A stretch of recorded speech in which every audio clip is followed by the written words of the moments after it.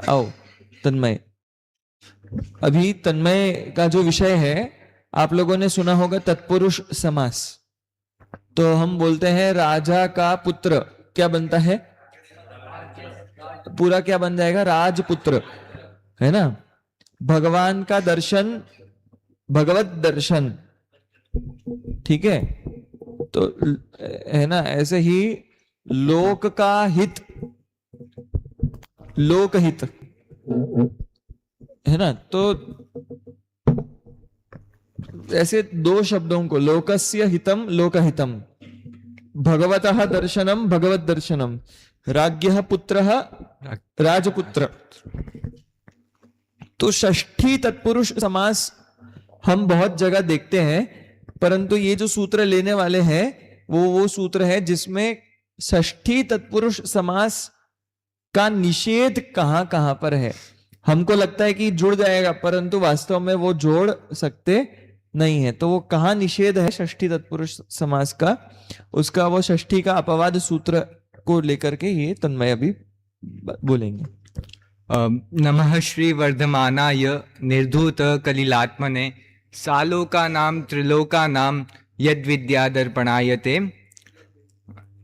अभी हमारे बीच में उपस्थित है अष्टाध्याय के दूसरे अध्याय का दूसरे पाद का 11वां सूत्र, जो कि निषेध सूत्र के नाम से प्रसिद्ध है। निषेध अर्थात उसको रोकना, मना करना, कि मैंने इकह यण अच्छी बोला तो मैं यदि उसके स्थान पे एक और सूत्र कह दूं कि नहीं नहीं, इस स्थिति में ये नहीं होना चाहिए, इस अर्थ में होता है निषेध सूत्र, जो निषेध करता है कि आपने जो कहा है वो इस स्थान पे नहीं होगा। ऐसे ही सूत्र है पूर्ण गुण सुहितार्थ सदव्यय तव्य समानाधिकरणे करणेन। यह वाला सूत्र आप यहां पर देख सकते हैं। यह सूत्र कहता है कि इन स्थितियों में आप षष्ठी मात्र षष्ठी तत्पुरुष समास नहीं कर सकते। जैसे कि पूर्व में महोदय द्वारा बताया गया कि षष्ठी तत्पुरुष समास क्या होता है, तो उसका निषेध बताते हैं कि पूर्ण, सबसे पहले इसके अंदर समास है। कैसा समास कि पूर्णः च गुणश्च सुहितार्थ च, इससे पूर्ण गुण सुहिताः ऐसा शब्द बनेगा, द्वंद्व समास होगा। फिर अर्थ अर्थात पूर्ण अर्थ, गुण अर्थ, सुहित अर्थ, ऐसा अर्थ ग्रहण क्यों किया? क्योंकि एक नियम है द्वंद्वादौ द्वंद्व मध्ये द्वंद्वांदे च श्रूयमान पदम ग्रहणम, अर्थात प्रत्येकम अभिसंबंध्यते। अर्थात यह नियम कहता है कि वो जो अंत में हो या मध्य में हो या आदि में हो, उसको द्वंद्व के पूरे द्वंद्व में लगाना है। तो फिर इसमें अर्थ निकलेगा पूर्ण अर्थक, गुण अर्थक, सुहित अर्थक। फिर उसके बाद यह तो पूरा एक पद है, तो वह पद कैसे हुआ? तो समाहार द्वंद्व से। फिर पूर्ण गुण सुहितार्थ सच्च व्यय च अव्ययम च तव्यः च समानाधिकरणेन च, यह समाहार द्वंद्व है। यह तो बहुवचन में, तो यहां पर एक वचन क्यों है? तो ये समाहार द्वंद्व का ही प्रकोप है। तदनंतर षष्ठी सूत्र कहता था कि षष्ठ्यंत सुबंत को समर्थ षष्ठी समर्थ सुबंत के साथ समास करते हैं, जैसे राज्ञः पुत्र राजपुत्र। तो ये उस सूत्र को विपरीत करता है कि षष्ठ्यंत सुबंत पूर्ण अर्थक वाची समर्थ सुबंत के साथ समास नहीं होता, न समस्यते, ऐसा यह सूत्र कहता है। तो उसमें जो प्रथम है पूर्ण अर्थ होता है एक पूर्ण, इसका अर्थ होगा पूर्ण प्रत्ययांत। पूर्ण प्रत्यय कौन कौन से होते हैं? जैसे कि थक हो गया, थुक प्रत्यय हो गया, डट प्रत्यय हो गया। यह करते हैं कि जैसे मैंने बोला कि सज्जनों में छठवा अथवा छठा, अर्थात उसके अंदर जो वो छठा मैंने बोला तो उसके अंदर पहले डट प्रत्यय हुआ, फिर थुक प्रत्यय हुआ। तो इससे जो षष्ठ था उसके अंदर थुक प्रत्यय भी है और डट प्रत्यय भी है। तो इससे क्या हो गया, यह पूर्ण प्रत्ययांत हो गया। पूर्ण प्रत्ययांत होने की वजह से जैसे सताम षष्ठ, सज्जनों में हाँ, प्रथम द्वितीय तृतीय जो बनते हैं ना, सब पूर्ण प्रत्यय से बनते हैं। शब्द होता है एक, पर उसकी जगह क्या बन गया, प्रथम। द्वौ शब्द है, उसकी जगह क्या बन गया, द्वितीय। त्रि का क्या बन गया, तृतीय। चतुर का चतुर्थ बन गया, है ना। तो ये जो शब्द बन रहे हैं किससे बन रहे हैं, ये पूर्ण प्रत्ययों से। जैसे लोभ कषायों में चौथी, वैसे ही चठवा, तो अंत में जो वाह है वो थुक और डट प्रत्यय से आते हैं। तो इसकी वजह से सत षष्ठ न होकर सताम षष्ठ ही रह जाएगा। फिर उसके बाद है गुण। गुण क्या होते हैं, तो फिर वो जो गुणार्थ शब्दवाची जो पूर्ण में एक यह ग्रहण करना कि पूर्ण प्रत्ययांत ही ग्रहण होंगे।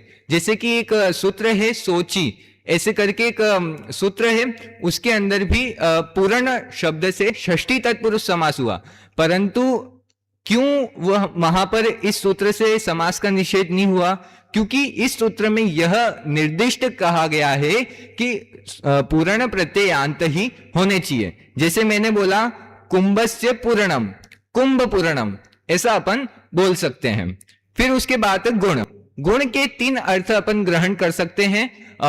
एक तो गुणी बोधक भाव प्रत्यय का ग्रहण करेंगे, फिर उसके बाद केवल गुणवाची जो शब्द है उनका ग्रहण करेंगे, फिर उनके बाद गुणोपसर्जन द्रव्यवाची का ग्रहण करेंगे।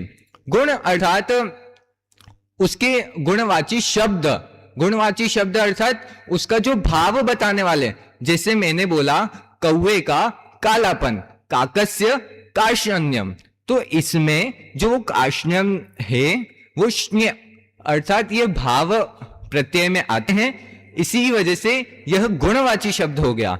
तो ऐसा हो सकता है कि कौवे का कालापन, तन्मयस्य सौंदर्य, तो तन्मय सौंदर्य हो सकता है। तो फिर ये वाला सूत्र मना करता है कि नहीं हो सकता, क्योंकि यहां पर गुण अर्थवाची शब्द का प्रयोग हो गया है। इसी कारण तन्मय सौंदर्य न होकर तन्मयस्य सौंदर्य इतना ही होगा। उसके बाद जो मैंने बताया गुणोपसर्जन द्रव्यवाची, अर्थात ब्राह्मणस्य शुक्लाहा, ब्राह्मण का गोरापन। क्या गोरापन ब्राह्मण का, तो क्या क्या गोरा, तो इसमें बताया कि गुणोपसर्जन मतलब जो क्रिया वहां पर बताई गई, जैसे सफेद होना जो वहां पर बताया गया, उसके पीछे भी एक कोई शब्द छुपा है। जैसे मैंने बोला एक, तो हमें कुछ तो उसके पीछे बैठा हुआ अर्थ भाषित हुआ, जिससे एक हमारे अंतर उतर गया। ऐसा यहां पर समझना चाहिए। तन्मय का कहना है कि मैंने कहा शुक्ल व्हाइट, तो अकेला व्हाइट कलर देख के दिखाओ, तो आपने वस्त्र को भी देख लिया, सिर्फ व्हाइट को देखो, तो व्हाइट बोलते ही हमको कोई व्हाइट के साथ व्हाइट वस्तु द्रव्य पकड़ में आ जाता है, अकेला व्हाइट गुण का ज्ञान नहीं हो रहा है। तो शुक्ल बोलते ही गुण को तो हम देखे ना देखे, गुण उपसर्जनी भूत द्रव्य का ज्ञान तुरंत हो जाता है। तो इसलिए शुक्ल शब्द जो है वो अकेले गुण का बोध नहीं करा रहा है, गुण के साथ मैंने जैसे ही बोला शुक्ल, तो कुंद कुंद शुक्ल है ना, कुंद कुंदस्य वस्त्रम शुक्लम, तो शुक्ल बोलते ही सीधा वस्तु का भी बोध हो रहा है। इसलिए ऐसे जो शब्द है द्रव्यवाचक जो शब्द है वो गुणवाचक, परंतु उसे द्रव्य का ही बोध हो जाता है। तो उन शब्दों का भी षष्ठी तत्पुरुष समास नहीं होता। इसीलिए किसी ने बोला फॉर एग्जाम्पल कि क्या है काकस्नी, कौन सा ब्राह्मणस्य शुक्लः, तो ब्राह्मणस्य शुक्ल, हालांकि जैसे शुक्ल गुण है कि नहीं, जैसे जीव का गुण, तो ऐसे ही ब्राह्मण का भी गुण, पर हम ब्राह्मण का शुक्ल ऐसा नहीं बोल पाते, जबकि शुक्ल एक गुण है, कलर है ना, कलर भी एक गुण है, तो तथापि हम नहीं बोल सकते, इसलिए ब्राह्मण से शुक्ल में समास नहीं हो पाएगा, ब्राह्मण शुक्ल नहीं बन पाएगा। तो यहाँ पर अंडरस्टूड है कि शुक्ल से हम दात को ग्रहण करें। दात आदि के प्रकरण में ऐसा इस उदाहरण को ग्रहण किया जाता है। फिर बाद में कहते हैं कि यह जो गुण वाला नियम है वह अनित्य है, अर्थात कहीं तो इसका यूज होगा और कहीं नहीं होगा। जैसे कि 1265वें नंबर का सूत्र है, वो क्या कहता है कि तद शिष्यम संज्ञा प्रमाणत्वात्, इसमें तद शिष्यम, इसमें तो कोई नहीं है, संज्ञा प्रमाणत्वात् अर्थात संज्ञायाः प्रमाणत्व अर्थात संज्ञा की प्रामाणिकता, तो इसमें भी तो यह प्रामाणिकता है, वह भी तो गुणवाची शब्द है, परंतु यहां पर समास हुआ, तो इससे यह आपने ऐसा कोई सूत्र पढ़ा है परीक्षा मुख में?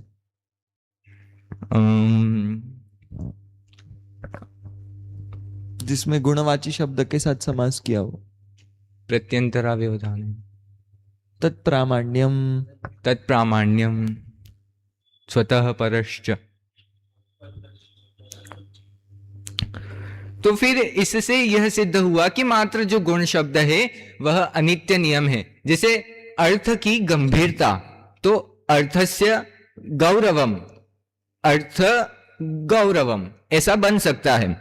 फिर उसके बाद है सुहित, सुहित का अर्थ है तृप्ति। जैसे मैं फल भोगता हूं, ग्रहण करता हूं, तो मेरे को फल भोगते भोगते तृप्ति हो गई, तो मैं ऐसा कह सकता हूं कि फल की तृप्ति, परंतु इसमें भी षष्ठी तत्पुरुष से इसमें समास प्राप्त है, परंतु यहां पर तृप्त्यर्थक शब्द होने से इसमें जैसे फलानाम सुहिताहा, फलों की तृप्ति, तो इसमें फल सुहिताहा ऐसा नहीं होगा, क्योंकि यहां पर तृप्ति अर्थक शब्द का ग्रहण हुआ है। फिर उसके बाद सत अर्थ वो इन सब के साथ आ गया। फिर सत जैसे इत संज्ञा होती है वैसे सत संज्ञा होती है। सत संज्ञा प्रत्यय कौन कौन से हैं, तो कहा गया क्षत्रि और शानच। क्षत्रि और शानच प्रत्यय जिस धातु के साथ शब्द में प्रयोग करके जिसमें षष्ठी तत्पुरुष समास प्राप्त होगा, उसमें आप अपने षष्ठी तत्पुरुष समास को षष्ठी सूत्र से नहीं कर सकते। क्यों? क्योंकि यह जो क्षत्रिय और शानच प्रत्यय है वो सत है अर्थात उनकी संज्ञा है। इसी वजह से जैसे कहा गया कि ब्राह्मणस्य कुर्वाण, ब्राह्मणस्य कुर्वन्, ब्राह्मण का करता हुआ, तो ब्राह्मण कुर्वन् नहीं होगा, ये क्षत्रिय प्रत्यय, और ब्राह्मणस्य कुर्वाण अर्थात ब्राह्मण का करने वाला, तो ये शानच प्रत्यय है। तो ब्राह्मण का कौन करता है? कहा गया कि किंकर, तो इसके पीछे वाला अर्थ है किंकर, सेवक। तो इसमें ऐसा नहीं होगा कि ब्राह्मण से ब्राह्मण कुर्वाण, क्यों नहीं होगा? क्योंकि यहां पर सत्संज्ञक है। फिर उसके बाद कहा गया कि अव्यय, अव्यय क्या होते हैं कि जिनका व्यय नहीं होता, जैसे सुप और तिंग, इसमें हम यूज करके धातु को ऊपर नीचा करके प्रातिपदिक लगा करके हम उसके रूप बनाते हैं, रूप चलाते हैं। जैसे मैंने कहा ऊपरी, तो ये एक अव्यय है, इसके रूप नहीं चलते। तो फिर एक यह अव्यय जिसके साथ जुड़े हो उनका भी वो नहीं होता ग्रहण, इससे षष्ठी तत्पुरुष का निषेध होता है। जैसे इसमें भी एक और बात छुपी हुई है कि आप देखेंगे अव्यय के बाद तव्य, एक प्रत्यय है तव्य तव्य नियरः सूत्र से प्राप्त होता है। यह ऐसा नियम है कि ऐसा नियम है कि सहचारिता असहचारितयोः मध्ये सहचरितस्यैव ग्रहणम क्रियते। अर्थात यहां पर आप देखें तो सत और अव्यय और तव्य, ये तीन शब्द हमारे पास है, सत अव्यय और तव्य। इसमें जो सत है वो कृत संज्ञक है, कृदंत है, जो तव्य है वो भी कृदंत है। तो फिर अव्यय तो बहुत सारे होते हैं, तो उसमें से ग्रहण कौन से करें? तो कहा गया कि यह जो सहचारी, ये जो दो सहचारी है और जो असहचारी है, उनमें से ये जो सहचारी है उनका ग्रहण करेंगे, अर्थात कृत अव्यय का ग्रहण करेंगे। कृत अव्यय अर्थात त्वा प्रत्यय, जैसे ब्राह्मणस्य कृत्वा, तो ब्राह्मण कृत्वा नहीं होगा, ब्राह्मणस्य कृत्वा ही होगा। फिर उसके बाद तो कृदंत नहीं लोगे तो बाकी अव्यय ले लोगे? ले लेंगे, जैसे कि तस्य उपरि तदुपरि। फिर उसके बाद शब्द है तव्य। तव्य और तव्यत ऐसे दो प्रत्यय हैं, दोनों के रूप एक जैसे बनते हैं। जैसे जैनस्य कर्तव्यम, जैन का कर्तव्य, तो यदि तव्य प्रत्यय लगाएंगे तो जैन कर्तव्यम नहीं बनेगा। यदि तव्यत प्रत्यय का ग्रहण करेंगे तो जैन कर्तव्यम बन जाएगा। तो फिर आप जब जैन कर्तव्यम बन ही गया तो फिर इसमें भेद क्या रह गया? तो फिर आचार्य सूत्र वृत्तिकार ने कहा कि इसमें स्वर का भेद है। एक तो है पूर्व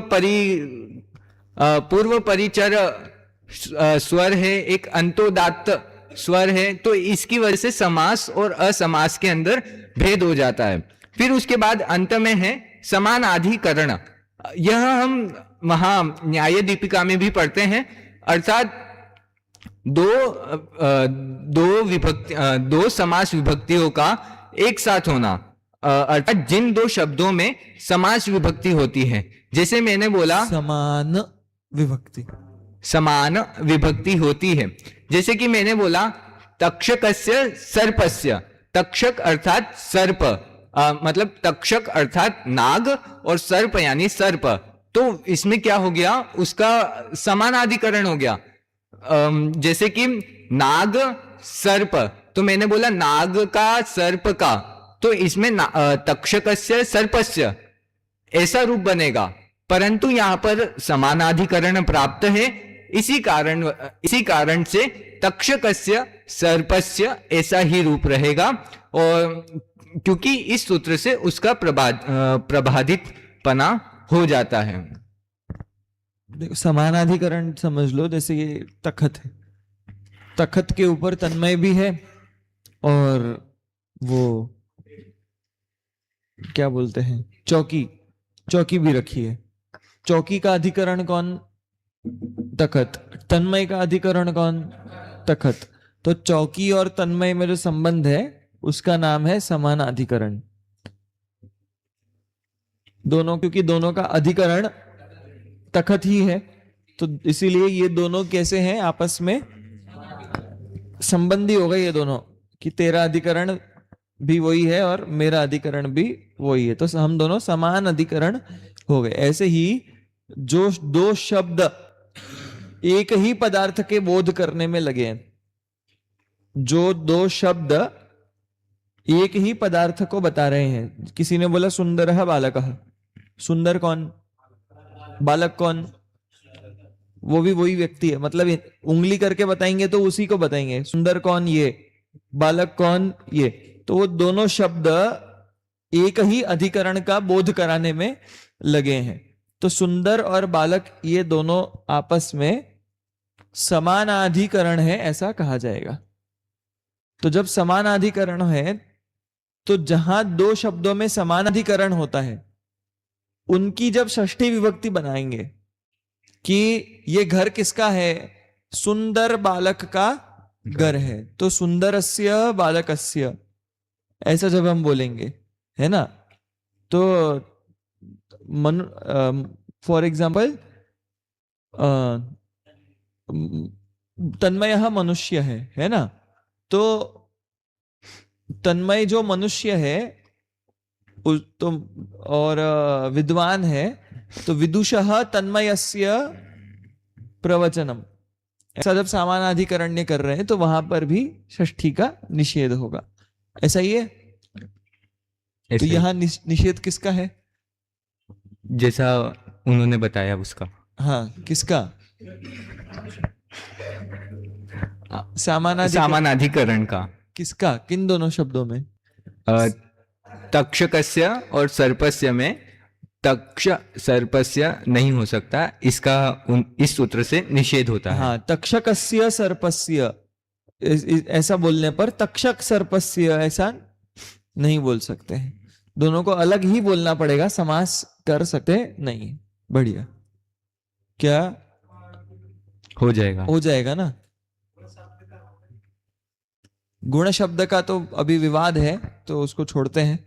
गुण शब्द का अर्थ करने पर ही बहुत ज्यादा विवाद है पहले। क्या अर्थ क्या है ऐसा?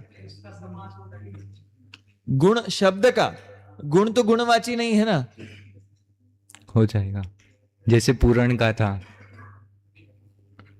तो इसी प्रकार अंत में सारांश यही निकलता है कि षष्ट्यंत सुबंत पूर्ण अर्थक शब्दवाची समर्थ सुबंत के साथ फिर वापिस से पूर्ण गुण सुहित, फिर सत अव्यय तव्य और समान अधिकरण के साथ समर्थ सुबंत के साथ न समस्यते अर्थात समास नहीं किया जाता है। ओम। एवं अस्तु।